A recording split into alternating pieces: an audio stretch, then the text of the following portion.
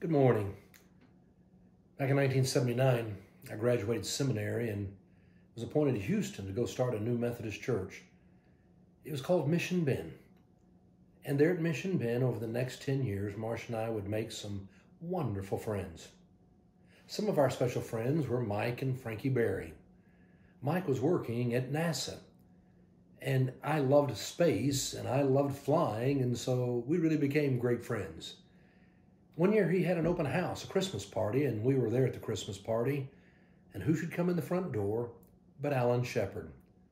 Alan Shepard, Mercury astronaut, first man to fly in space, the first American man to fly in space. What an honor it was to meet him. And you know, the fun thing was he was so down to earth and so unassuming. We had a wonderful conversation that night and just enjoyed talking all about flying. Alan Shepard was such a fascinating guy. He was born actually in Derry, New Hampshire, back in 1923. He had a relative, Richard Warren, who actually came over on the Mayflower. Now, he grew up there and he got very interested in aviation.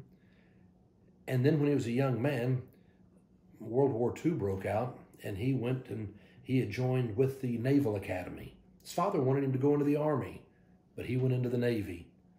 Went to the Naval Academy, and when he graduated, they believed that before you could go to pilot school, you had to go to sea.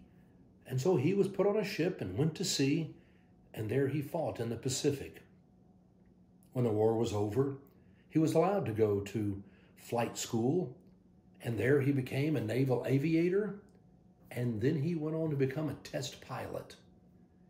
It was being a test pilot in 1957 when the Russians put a satellite up into space called Sputnik. It scared us all to death. Having this little satellite making this beeping noise flying around the Earth.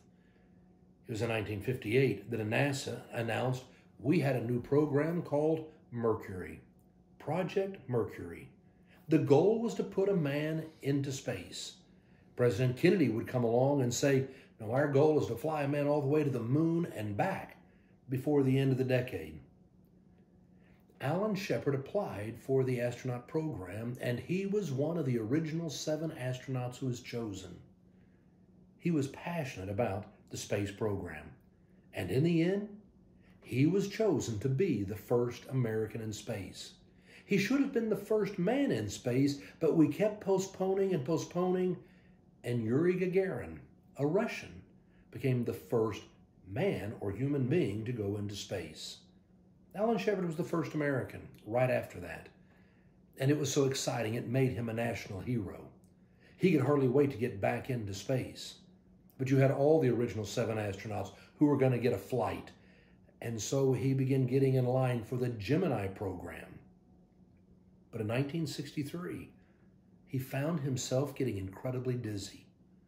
He was wavering. He had a hard time standing up.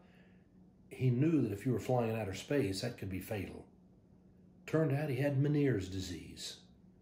He was grounded. It looked like permanently. There was no known cure for having Meniere's disease. He stayed in the astronaut program. He was very involved, but no longer were there any flights. It was actually in 1969, 6 years later, that our own Tom Stafford from Oklahoma, who was an astronaut and a friend of Alan Shepard's, told him about a doctor in LA that had developed a procedure that could help with Meniere's.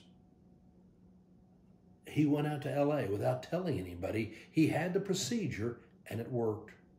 And he came back and began asking, could he get reestablished to flight status? And he went through all these tests and they did. They put him back on flight status. He was anxious to get back into the rotation. We'd already had a man land on the moon in Apollo 11. And Apollo 12 was now going. He wanted Apollo 13 to be the next one. And Deke Slayton, who made those assignments, said, yes, Alan Shepard will be the commander of Apollo 13. But that got overruled by higher-up people in NASA. They said, no, he doesn't have the experience. He's been out. He can have Apollo 14 and more time to train.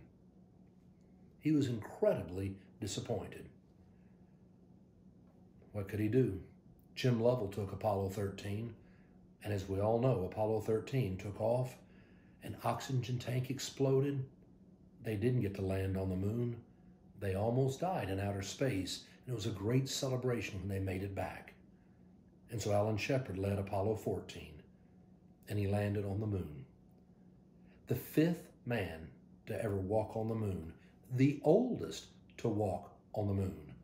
And he became the only astronaut to play golf on the moon. He had taken a head of a 6-iron, he had put it on a shovel there for digging up lunar rocks, and there he hit a couple of golf balls on the moon. He was also the only Mercury astronaut to ever make it to the moon. And it almost didn't happen. Had he gotten Apollo 13? No, he would have been out in outer space trying to be rescued. Instead, he got Apollo 14. And he walked on the moon. You know, it just reminded me so often that's what life is like. How often you and I have disappointments and things don't go the way we want. And it can be so discouraging and so disheartening. And yet, you know, the gift of God's grace is that failure is never the final word on our life. Tragedy, struggles are not the final word on our life.